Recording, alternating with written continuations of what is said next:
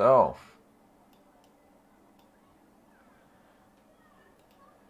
hello, hello.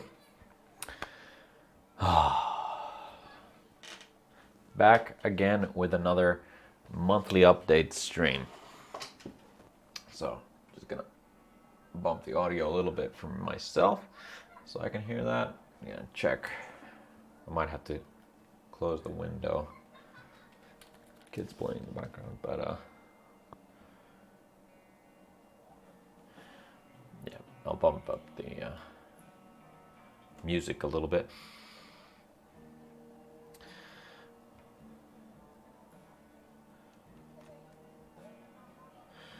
I do need a I do need to change the name of the stream here because it has the wrong date on it. So I wonder if I can do that on the fly here. Give me a sec. Might not be able to do that on the fly, but we'll have a try nonetheless. Doopada.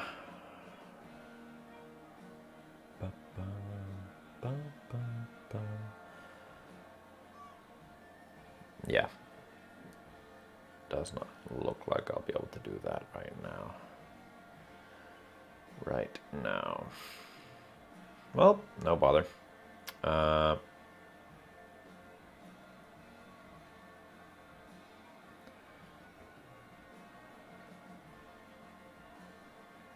will just have to do that at a later date.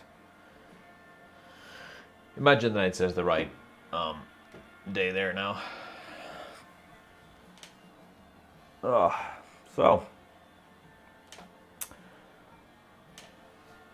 what has been up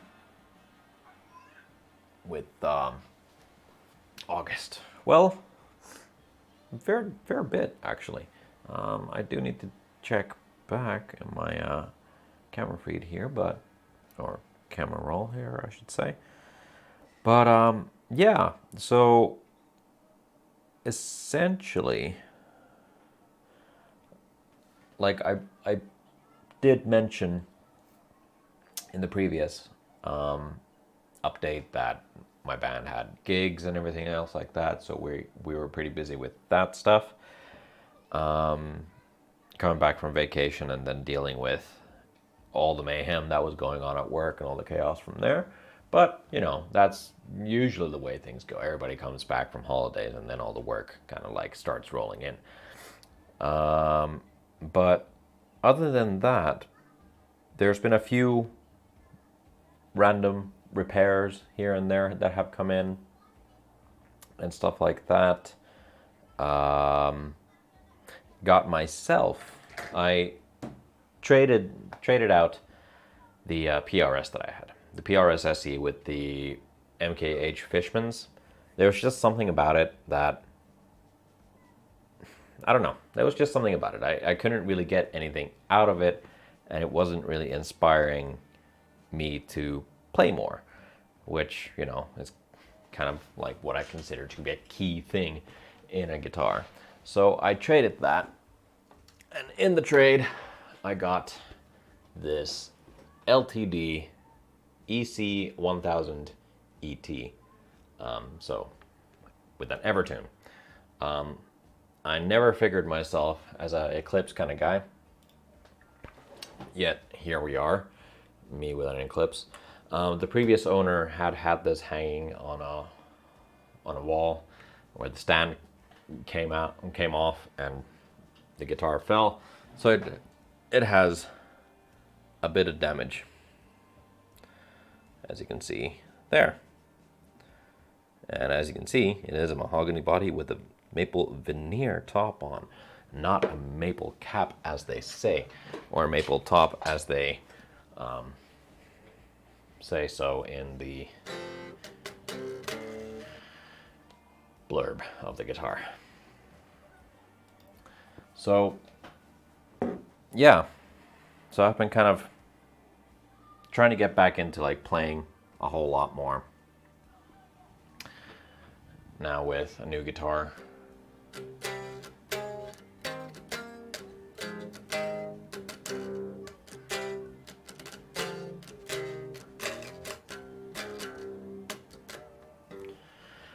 And yeah, it's been nice. It's really nice to have like a guitar with an Evertune on it, and kind of like more get to grips with how it works. And it's really fun to just kind of really get to dig into the strings and never going out of tune. That's fun. But I did come to realize that the Evertune is not my thing. I have a tendency to kind of change tunings from drop to standard stuff quite a lot. While yes, I do have other guitars where I could just take a guitar and have them in different tunings, which is what I already do. But they all do different things. I would love to have one guitar that I can just sit down and kind of like use as an idea machine, and then have everything else is like sort of fine-tuning things. So a workhorse instrument. You would think that having a guitar with an Evertune would be the best logical choice for like studio type stuff, which yes it is, but for my purposes, not so much. So this was with me for it's been with me now for a couple of weeks. Well, actually 3 weeks now, I believe, but I've been playing it for a couple of weeks, and it's something that I'm currently trying to trade for, money, or more so trade in for a Super Strat guitar with a 25.5-inch scale length, because I realized that 24 and 3/4 inch scale length also not for me. Lovely guitar, love it, but it's just not for my purposes. There was something else about this that I was going to bring up, but I can't for the life of me remember. But yeah, so that's been well and cool. The guy who I got it from, it was really funny because he was talking to me about, like, he wanted to fix, originally his plan was to fix up this, get the right type of binding and clean this all up and like glue it all together and put in new finish and just make it match. It's a lot of work. I'm talking about that, and he came here talking about guitar building in general, and being interested in that sort of stuff. And I got to talking about me building guitars, and I was like, hey, have you ever heard of like the Great Guitar Build Off? It's like, oh yeah, that's the Great Guitar Build Off guitar right there. And I used to work at Crimson. So he was pretty, it was funny to see his reaction in that way. I haven't really gotten that kind of reaction like in person from people before, which was weird in a way. That was another thing as well, like when we played the first show with the band early August, so on the 9th, one of the guys was just really dug the custom guitars that I had done for Marco, and Joni especially liked Marco's guitar, and that was really cool as well. Let's see, what else? I'm gonna get to what I mostly worked on. Got to see Cyan Kicks live. That was a lot of fun, because the last time I saw them live was almost a year ago. It was in September last year, when they were opening for Sunrise Avenue in Germany. Went there. That I have a video of. You can go check that out. I'll actually, after the VOD comes out, I'll put an annotation here, if I remember. But yeah, so really cool to see the live show. Sure, they had a shorter set, a 30-minute set, but it was a really good set list. They played a lot of really great songs, a lot of like my favorites and stuff. And seeing both the custom Daedalus and also the Hurricane guitar, so the original guitar that I made for Cyan Kicks, that has been making the rounds on their tour now, which has been really cool to see up on stage and played as well. So that was pretty nuts. I'm currently waiting for some cases from VS Cases from Italy. Ordered them for 2 bases. So the custom GoreOver that I made for Johnny earlier in the summer, and then the first production GoreOver, which is going for Janne from Bloodline. I finished the Relic Tele. I made a video on that, and that is something that's coming out soon. I'll talk about that a little later on, and we'll talk about video stuff in general a little later on. But oh, man, that is a video I've wanted to make for God knows how long, and I'm so excited about it. Now, what roughly the majority of my August went to was actually working on this. So this is the first production GoreOver bass, and based on the custom one made for Johnny earlier in the summer, there's quite a few key differences to this. I'll show a close-up first, and then we'll go over. So yeah, here we go. Lovely sheen right there. Oh yeah, that looks great. So as well as with the custom that I made earlier in the summer, this also has an arm chamfer, but the veneer goes over that. No more binding. Instead of binding, it is just a rounded over edge. Not going to have a locking jack. It just has a normal barrel jack on it. It is an alder body,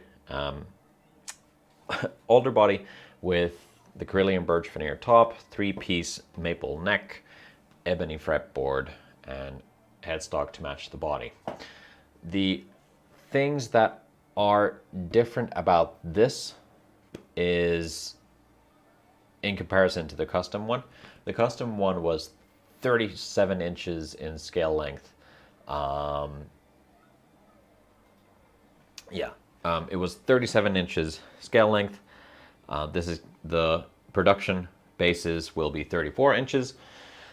They will, I might have an option for active and passive systems, but majorly they will be passive, like this guitar will be. So they'll have Seymour Duncan soap bars as the pickups.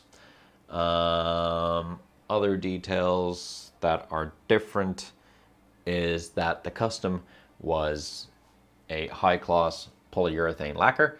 This is True Oil, but just because True Oil is the finish that I would do normally, but a lot of people prefer clear coats. If I can't talk them out of it toward oil, then we go with clear coats. But so clear coats, different jack, different electronics. Thank you, Brosetta.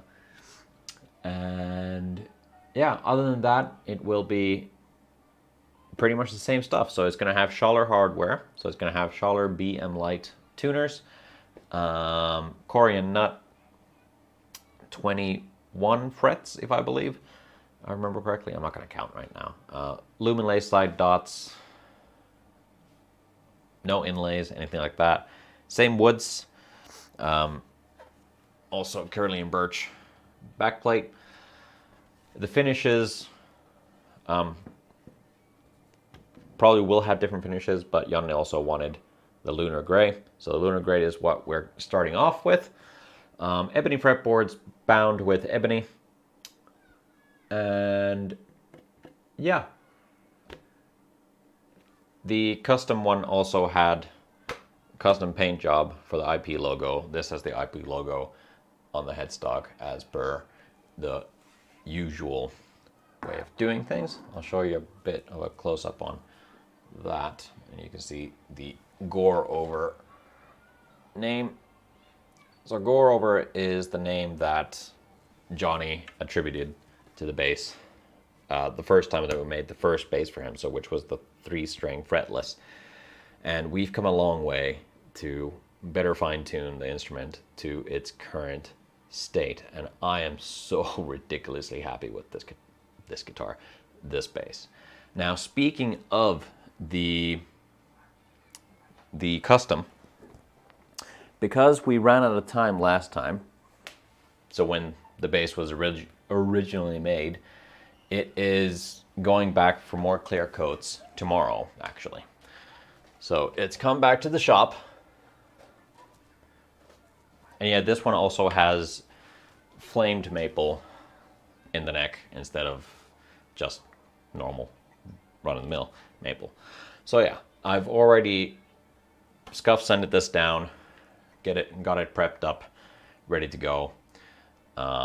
It's an active system, has the Fishmans in it. Other than that, it is pretty much the same. But to show you a little bit of a difference here,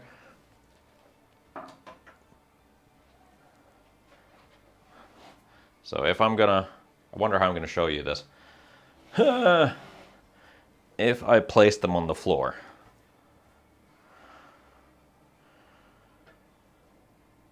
that's the difference with scale length. Now, if I place them where the bridges are, or bridge saddles are, this is the difference. So 3 inches of scale length difference between the two, which amounts to quite a lot.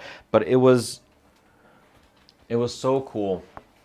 Johnny was telling me, because he's been playing this a lot with What Awaits Us, and I believe at least one neurosurgery gig, but he's felt supremely comfortable with the bass. It's everything that he's looked for in a just both studio instrument, live instrument, and essentially your go-to 4-string bass. And he's probably going to be one of the only people to say this, but the 37-inch scale feels very comfortable for him and feels very natural. Bear this in mind, Johnny is a beast of a man himself. He is quite tall. So this bass with him doesn't look quite as silly as it would with someone like me. For instance, me reaching for the first fret looks kind of dumb. But yeah, I'm glad he's loved it. And I cannot wait to finish it with the clear coats to come tomorrow, over the weekend. And another thing that's getting clear coats, finally, is the River Daedalus. Now this has been something that, well, it's been fairly unfortunate. It's a whole life story, but in general, just the clear coat that I used on it previously was rather sticky and kept on turning sticky. Now that I've changed to a different clear coat, I'm hoping that we're gonna get, or I know that we're gonna get much better results, and we can finally finish this guitar once and for all. So this is gonna also go to the workshop tomorrow. We'll get that clear coated up in a couple of weeks. We'll be able to put everything back on it, and it will be up for sale on the site. So currently, anybody watching, anybody curious, what is the music? All right, we're gonna change that. Let's have a, yeah. Right, so, what was I saying? So for anybody curious, this is up for pre-order. Sorry. Which clear coat brand do you recommend? Now, that in itself is kind of a difficult question when it comes down to what I do. From the point of view of using a spray gun and actual proper, well, I say proper, using a spray gun and, you know, things that you get in big cans, that I can't say for certain because there's still, I haven't used enough brands to kind of recommend anything. When I do get a spray gun, because I don't have one, when I do get a spray gun, I will probably try the Nitro Lac stuff.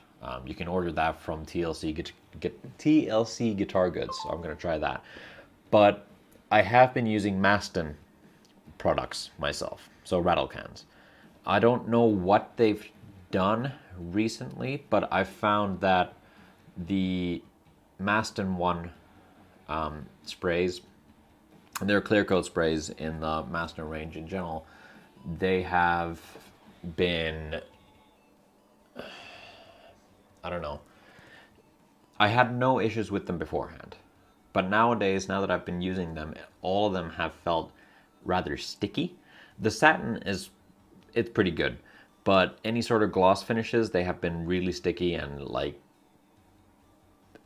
haven't felt great. So now I've changed to a polyurethane, oh Jesus, sorry. A polyurethane clear coat called GoreOver. So this stuff is the latest stuff that I'm kind of testing and using, but oddly enough, I'm still remaining with Maston. So the brand is still Maston, but it's just a different range of their products.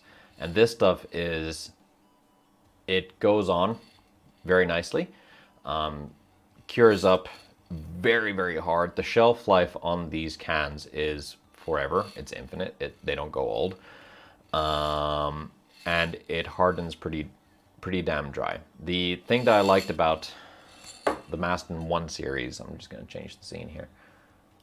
The thing that I liked about the Maston 1 series, which is I have a lot of them still left over from Maston sending me a whole bunch, but the thing that I liked about them is because they dried in 24 hours, and that was incredibly useful in a tight spot to get things done. But yeah, I tried Rust-Oleum recently, and it's also sticky. Sucks. I was thinking of trying Spray Max 2K. Yeah, so I have heard that Rust-Oleum has that sort of vibe to it too. But Spray Max 2K, I've heard good things about. I don't have any personal experience on that, but going from, you know, car rep 2K kind of things, I feel like you might be onto something there with getting a superior finish to what you're looking for. And that's what I'm going to be using now on this and using on the base as well. I've heard great things on the Spray Max 2K, and I'm using it on my build. Yeah, exactly. Spray Max 2K is something that I've heard so many people online use it, and I'm fairly certain, correct me if I'm wrong, but I think Brad Angov has also used Spray Max 2K and done videos on that too. He's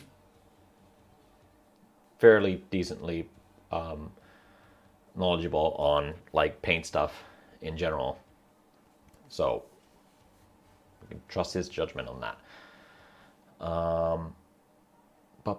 Yeah, so this is getting done currently on pre-order on the site for anybody curious. Ash body, resin river, spalted flamed birch top, 3-piece walnut neck, ebony fretboard with flame birch binding. Seymour Duncan pickups, you know, yada yada. It hasn't changed. It's still going to be the exact same spec as it has always been. It's just getting a fresh coat of clear. You are correct. I believe you're talking about Brad Angov doing a video on that. I think I've seen that video. It's not one of the recent ones. I know that it's like fairly old, but I know that he uses them. So,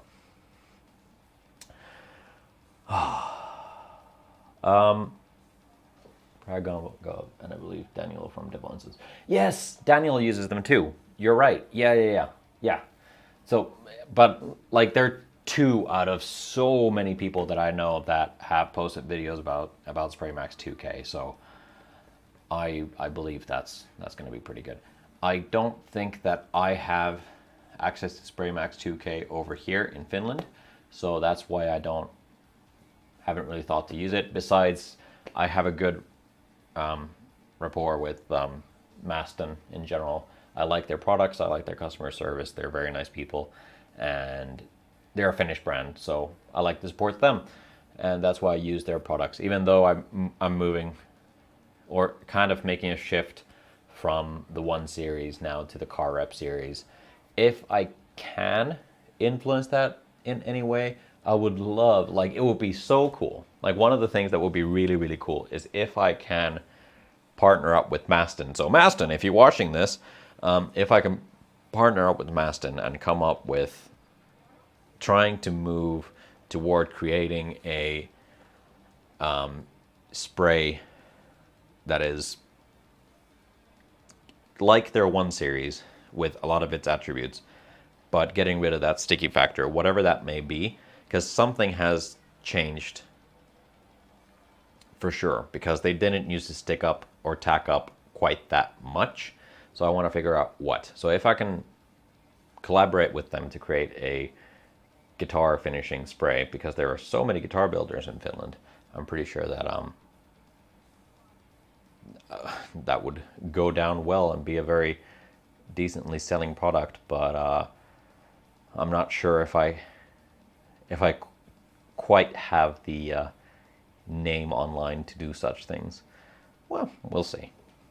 I mean, 4.3k subs isn't a big channel by any stretch of the imagination, but you know, yeah, we'll see. That would be really cool though. That would be really, really cool, kind of partnering up with them for that. But hey, don't mind me for a sec. Let's try that again. So just one moment, I'm gonna go and grab some more coffee. So my mic is wireless, so I can still keep on talking to you, but I won't be able to see if there's anybody, you know, chatting back. So what you're hearing now is me just going to the kitchen, pouring some coffee,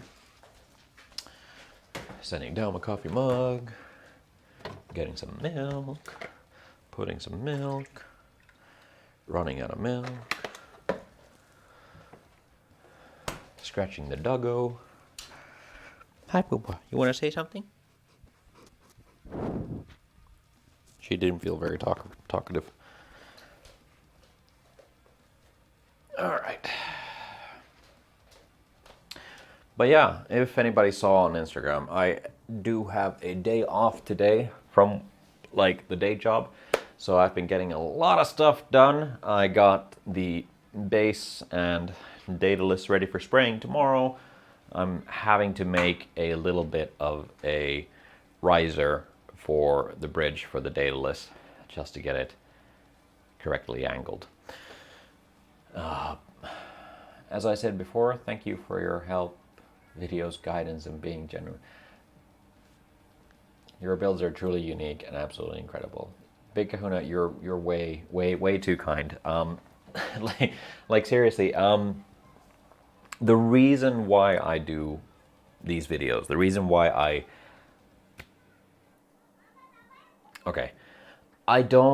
love making videos. I love creating them. I love coming up with ideas. Filming them sometimes can be a little bit of a hassle because I realize that there's something that I need to film. So I'll put off doing that, like that process until I'm in the mind space to actually film it, which then means that there's delays with builds. And now with a lot of, I didn't film the last 4 instruments that I've built, I haven't filmed because I just wanted to work on them. So now I'm kind of re-energized, getting back into filming things, but it's a slow process. The thing that I really enjoy about the filmmaking, the video making process, is being able to provide useful content to anybody who's watching and help anybody who has questions about guitar building. That it's one of the things that got me started in the first place, and if I'm able to provide any sort of feedback from personal experiences or learning from YouTube and not possibly having the best equipment for things, I'm still working out of, you know, my spare bedroom in my apartment. If I can do it, I'm pretty sure a lot of you guys can too. So whenever I hear that you guys have appreciated the content or it has helped in any sort of way, that really hits home, because that is exactly what I set out to do in the very first place. I don't care about the numbers. I don't care about like view counts and having millions and millions of subscribers. What I care about is like the community that I already have and have been able to build, because you guys are awesome. You guys are really, really awesome. You guys, it's fun to engage with you. It's fun to read comments and talk to you guys, have a back and forth. And then if you guys have any issues, help you out on those things. Because that's what kind of keeps me creative, keeps the juices flowing, and keeps me in a good, positive mindset to kind of keep making things and keep creating stuff and, you know, upping my game. Sure, it's a very competitive field out there in YouTube, and quite a bit ago, I already made the decision that I'm not going to go around with any sort of algorithms, which, you know, from a business side of things, probably not the wisest idea. You should go with the algorithm to kind of grow, but I have no interest in that. I want to do what I want to do on my own terms. And if that's something, I mean, that's been proven to be a lot more helpful to everybody who watches my videos and follows my content. So why would I change to something that isn't helpful and make reels that are like 30 seconds long or 15 seconds long? And yeah, no, I'm just going to do what I do. And that's why I also kind of rely a lot on feedback. So whenever you guys feel like a format isn't working or I could implement this or that, I try to listen to that as much as possible to kind of better the content and tailor it toward you guys, because you're the guys who watch stuff. Just got here, but looks like you're talking about finishing. I'm refinishing a Yamaha 120 SD using duplicolored products. How many coats of clear over paint do you recommend before begin sanding? All right, so Super Lead 100. Great name. Right, so I can't speak for the duplicolor products because I need to Google, make sure that we're talking about the right thing. I might have used those products, I might not have. Duplicolor paint. Oh yeah, I do recognize the logo. Yeah, I recognize these. Haven't used them myself, but yeah. So, it kind of really depends on how thickly it comes out and so on, but usually my rule of thumb for applying finish, if it's sprayed, in this case, I'm assuming it is, for coats of clear, we'll just talk about that, assuming that all your paint and sealers and paint and everything has already kind of like been dealt with and they're kind of flat, or you've gotten them to a good state and you're starting to apply clears. I would usually go about doing per session, so that's per the day that you're spraying. I would do 3 sessions with half an hour apart. So I do 1 coat, and I usually tend to kind of leave coats pretty light. I don't want to do too much because then you get drips, and if you get drips, you need to let it dry and then address those drips after everything's cured, and it's a whole mess. So if you just do light coats, you'll be far better off, and we'll be able to build up a finish that is superior rather than having to go and fix up mistakes and drips and stuff like that. So do the 1 coat, then wait half an hour, 20 minutes. It kind of depends on the dry time of your selected product, but usually you would have a good bit of time in between anyway. It's as long as it's touch dry, so when you're picking the instrument back up again, if you don't have, like for me, I build set necks pretty much mostly all the time, I will need to be able to grab onto the neck. So if it's not touch dry, I'll leave marks where I grab it. So get it to touch dry, and then do a second coat, again half an hour, or depending on how long you need, and then do the 3rd coat. Then wait for the full drying time to go over. So that's usually 8 to 12 hours, so we're talking about next day. So the next day, or next time you do another session, you would start that session by scuff sanding. And usually scuff sanding you can do with like 400 grit, but I'm sort of a very very nervous scuffer. I would recommend scuff sanding with 600 grit, just so you have a bit more control. You don't need to aim for flat sanding immediately. Just work it up until you feel like, you know, you're not going to go through the clear into the paint, because that's something you don't want to do. So get it scuffed up so you have enough of a surface for the next layers to actually stick to or adhere to. So again, do another session of 3 coats with 20 minutes, 30 minutes apart, and then repeat that process up until when you get to a scuff sanding scenario where you're noticing that you're able to get everything flat sanded. Once you're able to flat sand, you can start actually doing the polishing up process, which would then be, let's say you flat sand it with 600, you move on to 800. So 800 I'd usually do in swirls, then 1000 or 1200, let's say 1000 grit paper I would do across the grain, then 1200 with the grain, 1500 do diagonally, then 2000 do diagonally the other way, and then finally 2500 doing swirls again.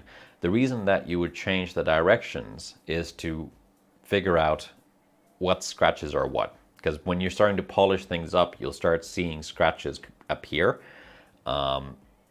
Especially if you're still kind of like trying to get the hang of things, you'll see scratches start to appear. And if you can already tell by the direction of where the scratches are, you know which sandpaper to go to. So if I know that they're going across the grain, then I could go to 1500 and do the diagonals to get rid of those scratches, because this is 1200 that went across the grain, or whatever I said earlier. But yeah, and once you've done the final sanding, then you can pretty much apply your polish of choice. Now this is assuming that you're going for a high gloss finish. If you're going for a satin or a matte, you can do the sanding for sure. What I like to do with matte finishes and satin finishes is I'll get everything before the final coats of clear, I'll get everything flat sanded. So the final coat of clear I'll do rather light and try and get it as smoothly on there as possible, so that I can kind of leave it off the can. A little tricky depending on your sort of space that you're spraying in, but if you can get it done, that would be like perfect. Of course, flat sanding after the fact helps things a lot, but it becomes personal preference at that point. It can also be rather lazy to just leave it off the spray gun or can.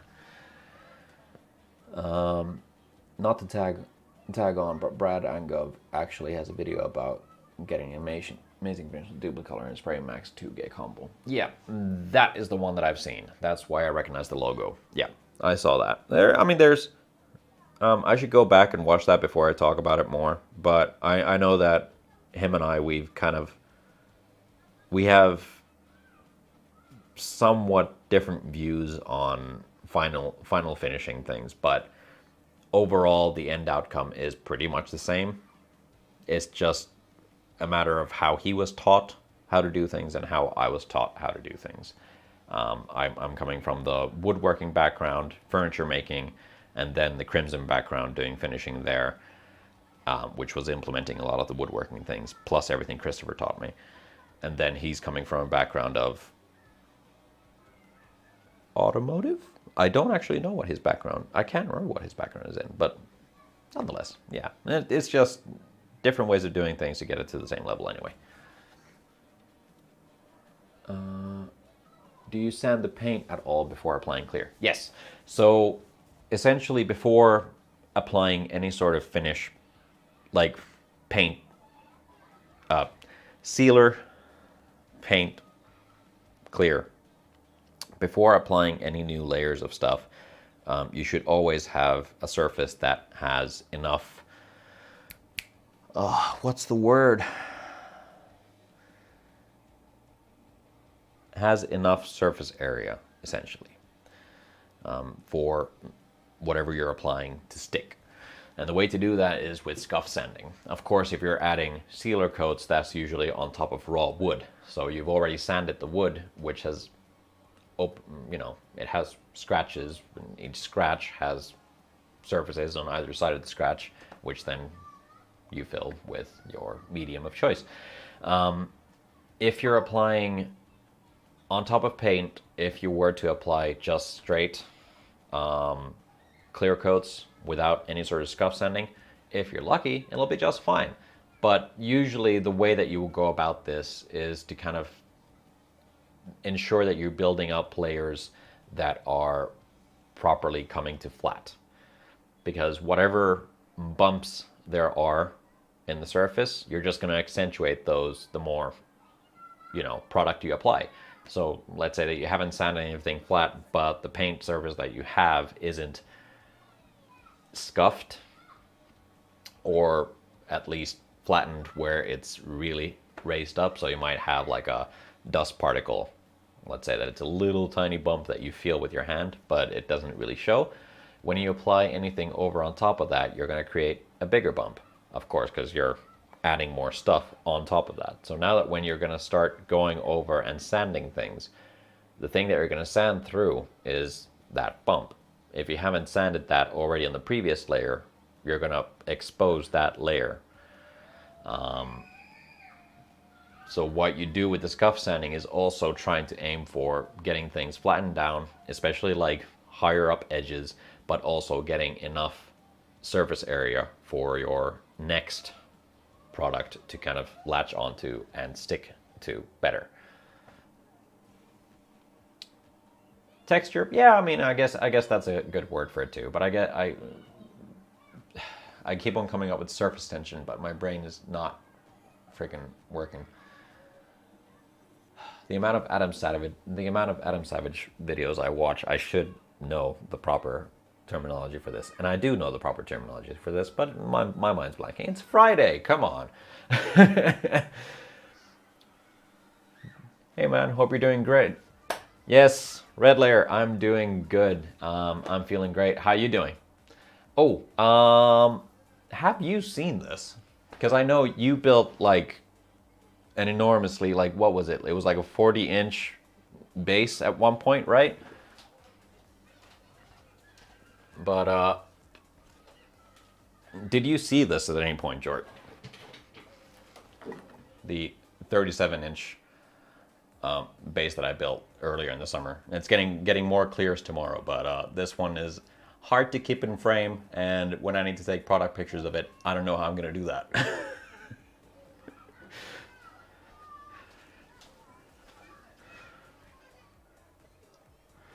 Also, everybody in the chat, if you have not checked out Red Layer Guitars, and I don't know how you've managed to miss anything that he's done, go and check his stuff out, because this guy is a freaking legend. Oh yeah, it was the 1, 2, 3, 4, 5. yeah, right. Yeah, that thing was pretty big.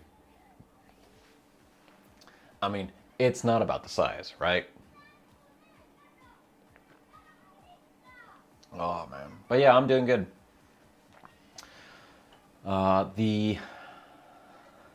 Speaking of the Dutch support now being in the chat, I believe I showed you this at some point anyway. But the fretboard with the Amsterdam Eye Museum wall, freaking geometry, whatnot. I do owe inspiration to you and your transition fretboards for this, so yeah. Gonna get that sanded down and attached to the guitar soon enough. I wonder if I should actually take this with me tomorrow so I can get it glued up. I should take it with me tomorrow and get it glued up, so I can get the after hours guitar moving once again. Oh man, sorry that I'm babbling quite a lot, but honestly, I'm just happy that there are people in chat for me to talk to. I saw Oppenheimer at that place. Yeah, all right. I didn't actually know that they, well, it makes sense that they would have screenings there, but yeah, I didn't know that they had screenings there. We didn't, we just, I remember when we visited, we just went to the gift shop and, and bought coasters and then went about our business in the rest of the NDSM area. But yeah, how was Oppenheimer? We're probably going to go check that out this weekend. Heard it's good. I mean, granted, everybody's been saying it's great, so yeah. Yeah.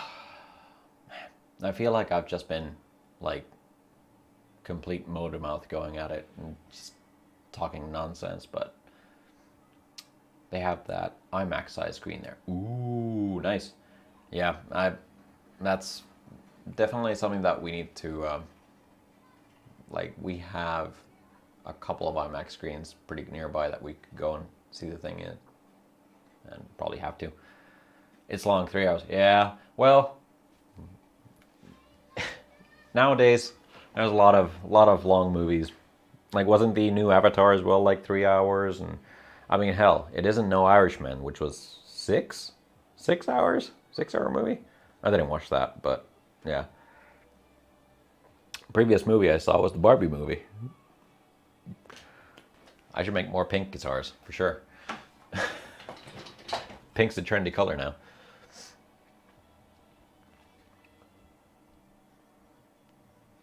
Yeah. What else has been happening? Yeah, oh yeah, the Relic Tele.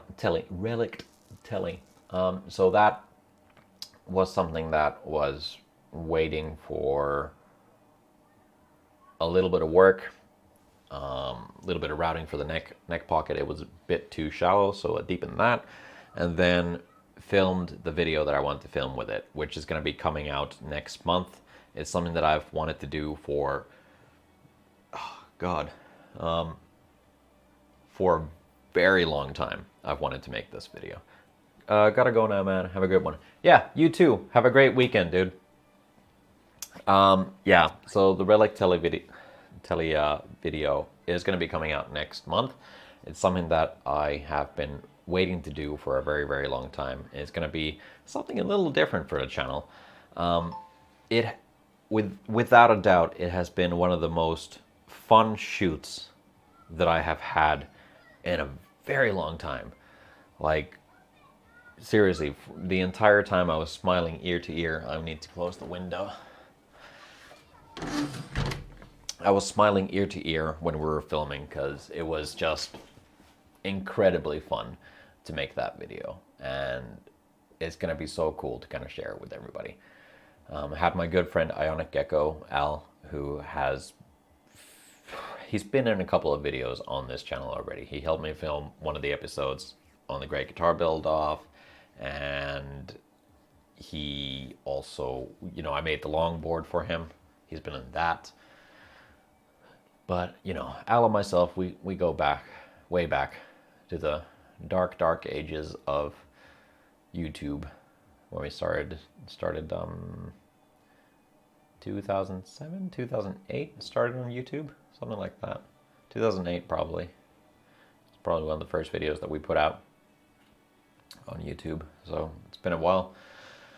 Yeah, so it's always fun making content with him. But this one is I don't want to spoil anything, so you're just gonna have to wait. Speaking of video content, do you have any favorite off-the-rack guitars or brands you feel are really special?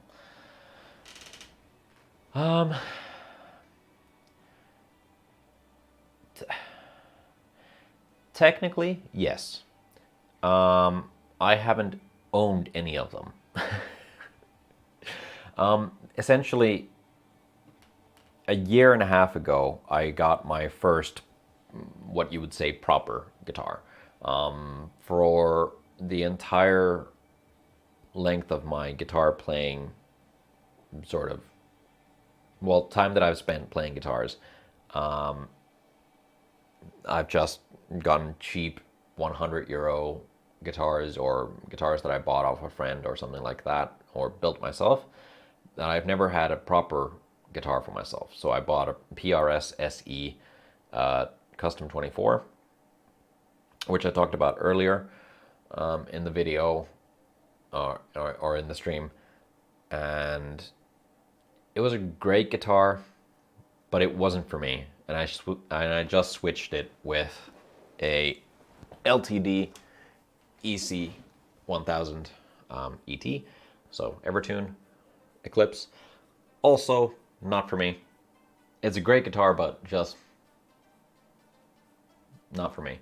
However, the guitarists in my band, they've had a lot of guitars.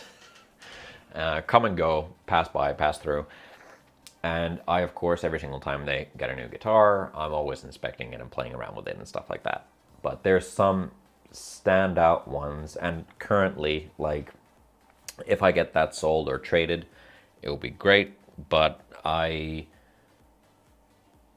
every single time I have come across a ESP M series, they have been, for me, they have felt really, really great. Like, I always start coming out with riff ideas immediately when I pick one up. It's just one of those guitars that has a mojo for me, which is funny in a way, because originally I didn't really like those guitars at all, but that's one of the guitars that whenever I've come across one in studios or someone else's guitar, I always play around with one and I always come up with ideas. And that's kind of something that I'm maybe thinking of for myself. Off the rack guitars as well, like in general, I do like Teles. Teles do have a thing for them. Like, that's another type of, no matter what Tele it is, I usually come up with ideas. ESB does go hard, it does, and that's why I want another one. But Ibanez, oddly enough, for me, I'm definitely not, like, in no sense of the word, a shredder at any point. But Ibanez is, when set up properly, they have really had also kind of like a little magic to them. There's a lot of things I don't agree about how Ibanez makes their guitars, but that's a whole different other topic about minor details of design choices and stuff like that I don't really like. But playing like my bandmates, Ibanez's they've always felt great. Another one that, oddly enough, I was really surprised that solar guitars felt really nice. But it shouldn't surprise me that for what they're meant as a metal guitar, that they do that incredibly well. It shouldn't surprise me at all. Ola knows what he's doing. Ola knows how to design a good metal guitar. So, granted, I mean, everybody, like, seriously, like, half of the metal bands out there, everybody has a freaking solar, and that's for a good purpose. They have something to them. In that genre, it just makes sense. I have an Edwards LP copy made by ESP. Yes, so an Edwards LP copy made by ESP is also one of the guitars that Joni, the other guitarist in Bloodblind, he has one of those, and that one also, it's so cool. It's really cool. But when it boils down to it, I am not a sort of LP type person. Says the guy with 3 LP style shapes in the rack. I mean, there's the anniversary guitar, there's the original signature guitar, and now there's the EC. But when it boils down to it, I'm not really an LP single cut, well, okay, LP style single cut kind of guy.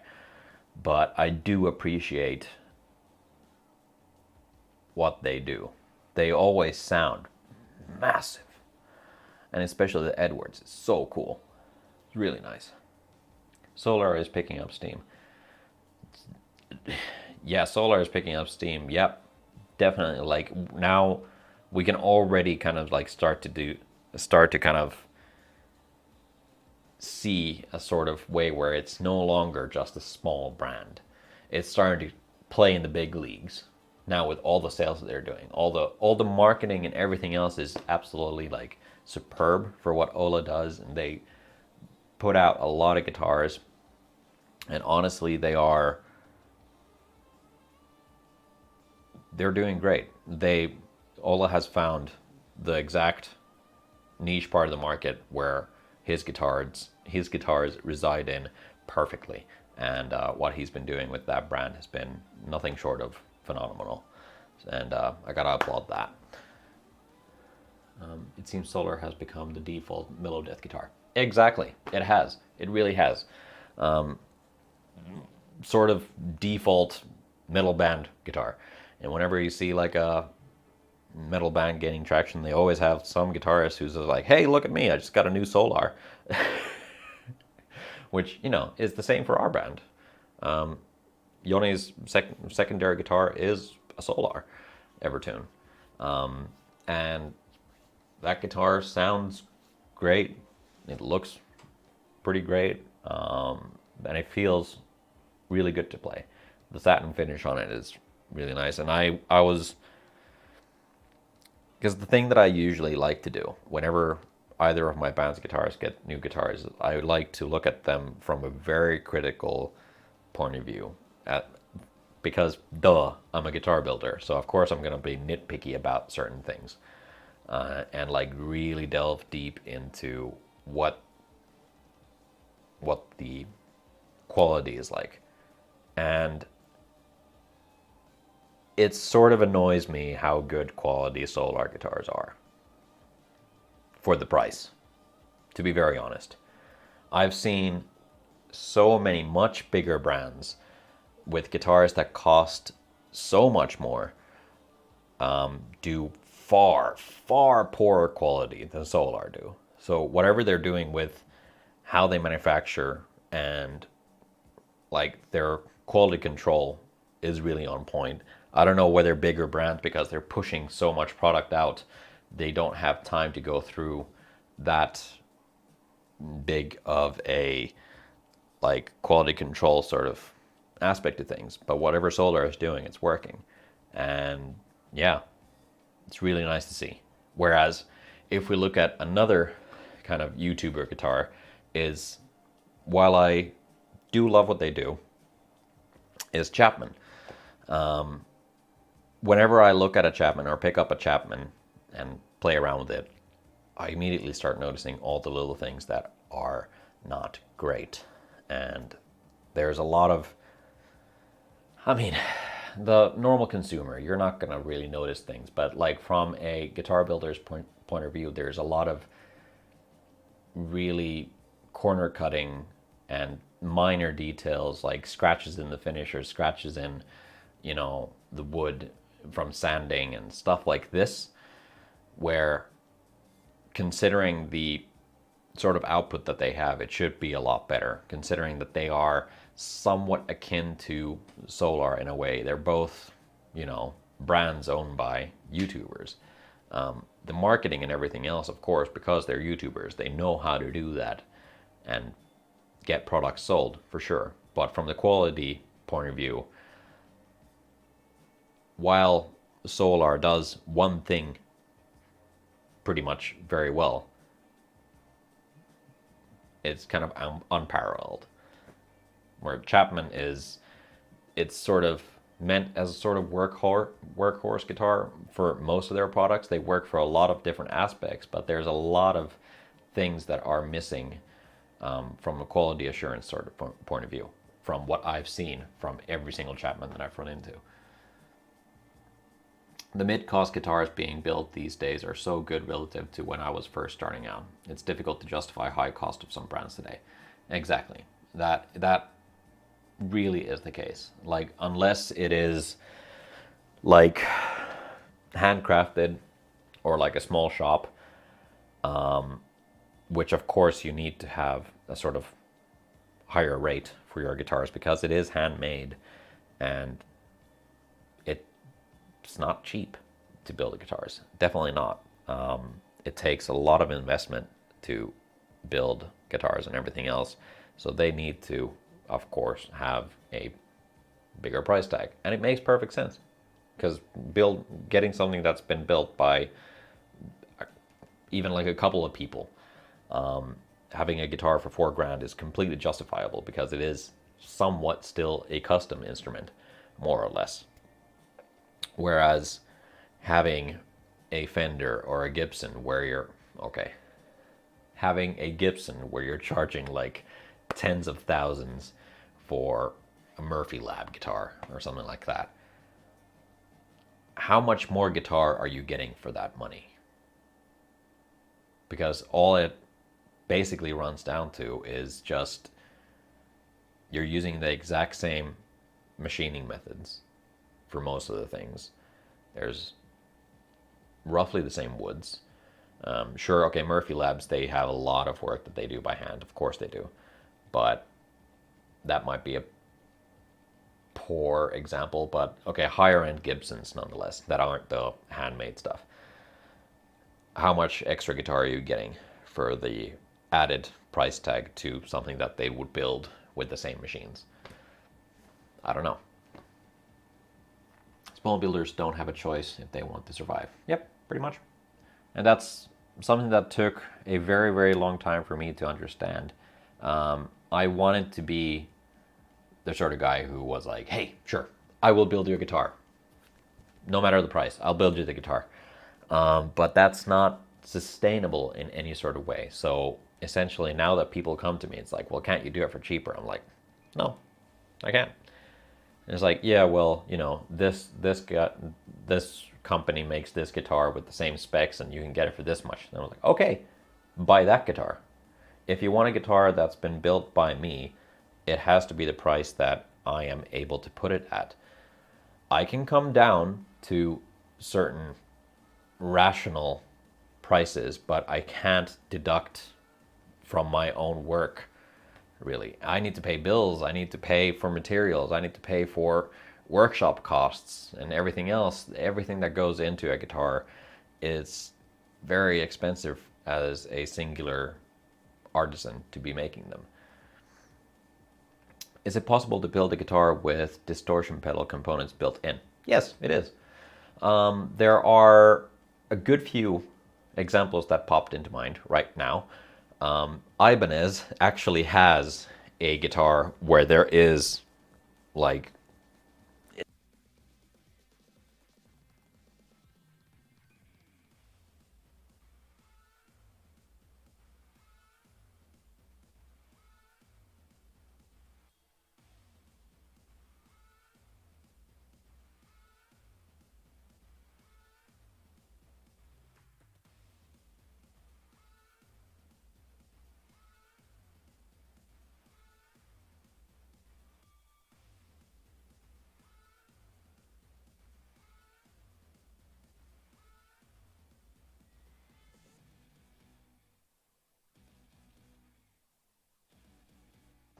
yeah, sorry about that. You're gonna have to deal with crappier audio now. My mic ran out of battery. So yeah, it's something that has been done before. I don't know how much you heard, but essentially, like, there is a Finnish builder, Vuorensaku, who has a guitar with a built-in like preamp slash fuzz pedal built into it. Then there is an Ibanez, which has kind of like it literally has a built-in like overdrive pedal or something like in it. And it looks ugly as hell, but I mean, it's been done and it works. I'm trying to think if there's any other examples coming to mind of something like that. But those are the first two that popped into my head.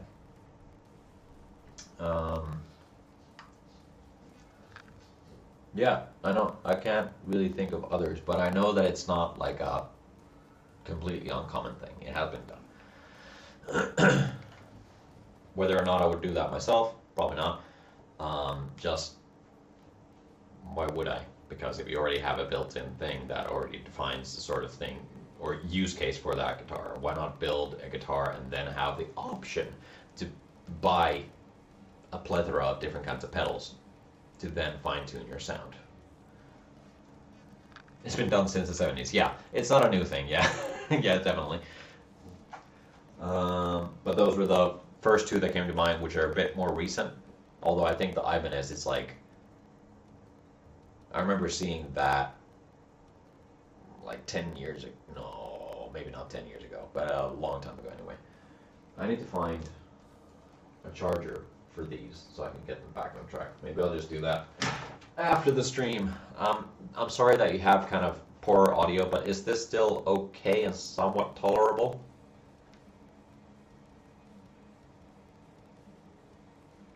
Yeah, it does seem very limiting to build FX into a guitar. Like I said, it's just like that kind of puts it into a very certain use case of, you know, this guitar does that sound. Sure, it can turn it off, but what's the point of having a built-in overdrive in your guitar that you're just going to turn off? Having the option to, sure, but why not have the option as an actual pedal or plug-in nowadays? Yeah, thanks. I know the camera audio isn't great, but yeah, I've been pretty busy today. I forgot to charge the mics, so that's my bad. Sorry about that. At least you got almost an hour in of good audio, and now you're stuck with this.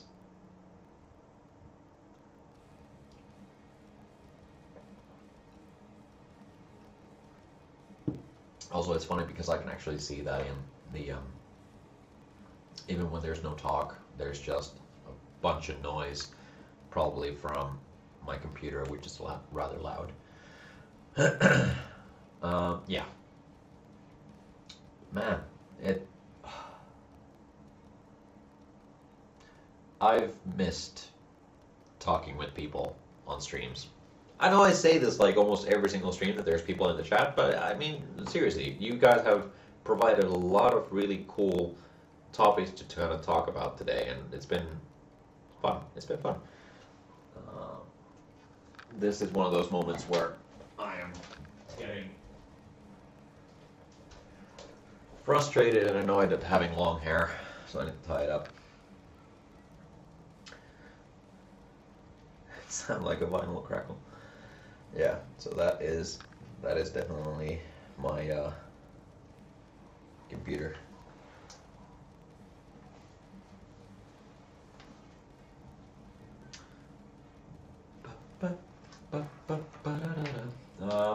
So yeah, let's see what else is coming up now.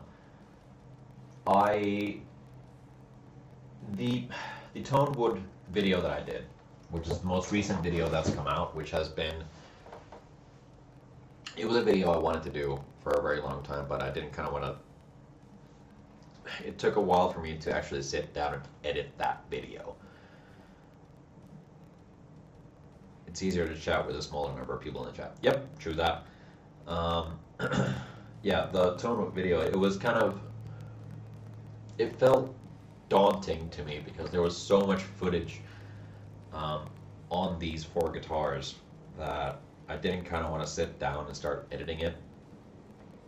But after getting re-energized from vacation time and stuff like that, I took the time, sat down, and I finished both the build video of building four guitars at the same time, which is the next video that's coming out next week, and then I did the Tonewood video. I wanted to release the Tonewood video first because that was kind of like something that, you know, it's a topic of discussion that has been floating around the internet ever since people started talking about this stuff on the internet. Excuse me for a little second.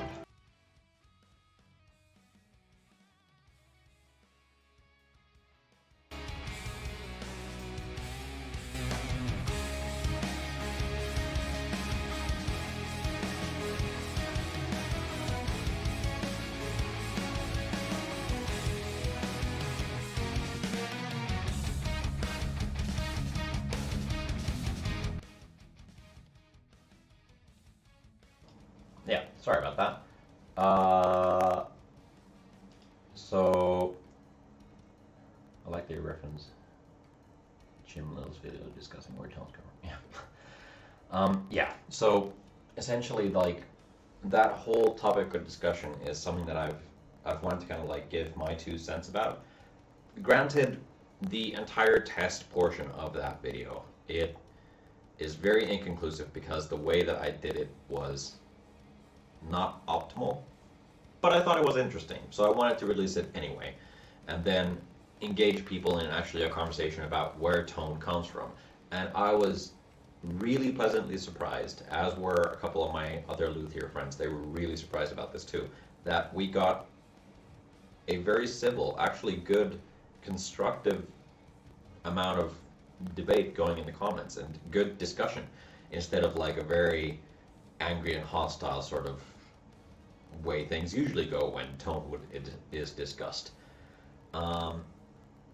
As just to wrap things up, what I've already like said in the comments and I mentioned in the video too is like everything is like in a guitar, and the player themselves is about every tiny thing is a little ingredient in making the tone. However, I would always emphasize more the construction method of the guitar rather than the woods. So, for instance, a bolt-on guitar will sound drastically different to a set neck or neck-through instrument. So there's more weight on that, but mostly it just boils down to if the player feels like the guitar is comfortable to play and is inspired to play that instrument. Of course, it's also going to probably sound better in their hands than something that they feel awkward with or have a hard time playing. You're not gonna be as relaxed, and the tone is also gonna suffer from that. So overall, it's a very wide discussion. Papers that I linked also in the video were a good read, but yeah, I still hold that it matters, different woods, but not to the extent that people say. That I won't say that, like, you know, these woods are much better than that type of wood. I'm still very much the same way, where I will use woods that people say that you shouldn't use that because it sounds horrible, like birch. I've made guitars out of birch that sound amazing, but people think that they sound not great because birch isn't, you know, classified as a really nice tone wood, whatever that means. But yeah, it's a big discussion. And with the whole, like, having a Telecaster, which is a bolt-on, and having suspended electronics because of a pick guard or the bridge plate, and then the electronics themselves on a plate, and then putting that on a workbench, the tone's not going to change too much because everything's already free floating. Have direct mounted pickups, direct mounted everything, and a set neck, and that's going to sound a lot different to that setup. So that would have been an interesting comparison to see in Jim Lil's video as well. I agree, amalgamation of everything, but I think pickups provide a greater proportion of the overall tone. Yeah, of course they do. Of course they do.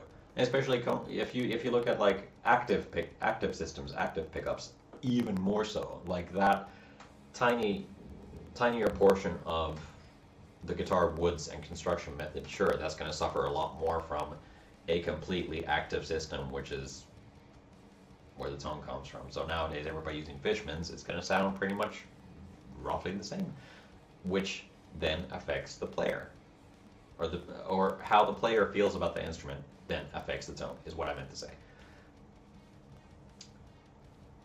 What does a pick guard do? Well, you know, a pick guard protects the guitar from getting scratches whenever you're playing it. It is a pick guard, and so you have a pick, and it's guarding the guitar from getting hit with your pick. But from the point of view of construction, I mean, for instance, if I had like this Strat built with a set neck and direct mounted pickups into the body instead of free floating here and I have a floating bridge, so let's say I have a hardtail bridge with a string through, the resonance and the vibrations would completely work differently than having something that's completely free floating. There's air underneath here, and these are just attached to a piece of plastic instead of the wood itself. So the theory is that that would create a difference, at least from a vibration and resonance point of view. It would make also sense logically that it makes a difference. Whether or not also you would need to build two guitars from the exact same trees, but build them differently with different constructions. And honestly, I'm not going to be bothered to do that. Maybe someone else will. Or if somewhere down the line I can afford to build those two guitars just for a testing purpose, then that would be a cool experiment. But for now, I'm just not going to deal with it. And acoustic guitars, definitely, the tone wood is the thing.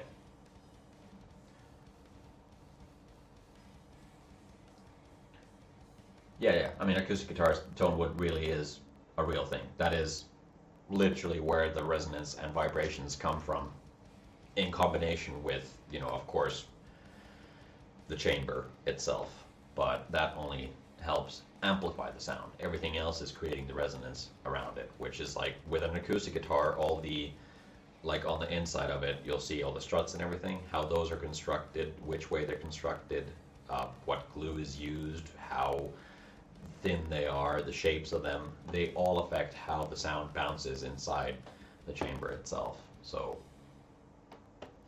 yeah, acoustic instruments, definitely tone wood is a very, very real thing, and that is no question. And everybody in the comments for the tone video have seen that as being a very clear-cut thing, which it is.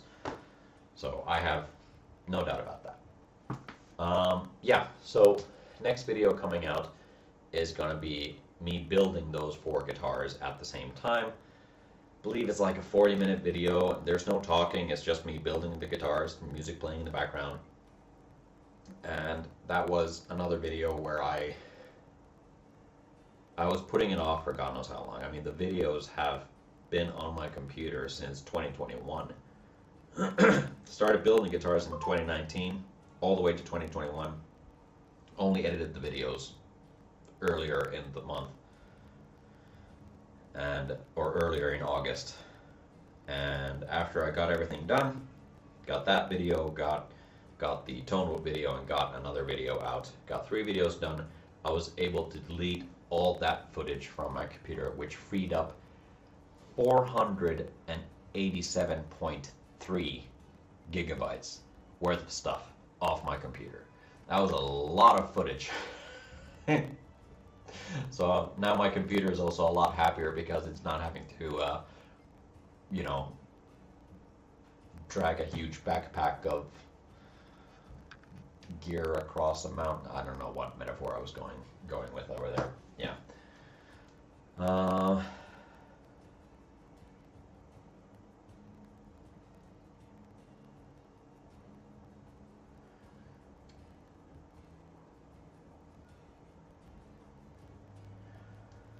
Yeah.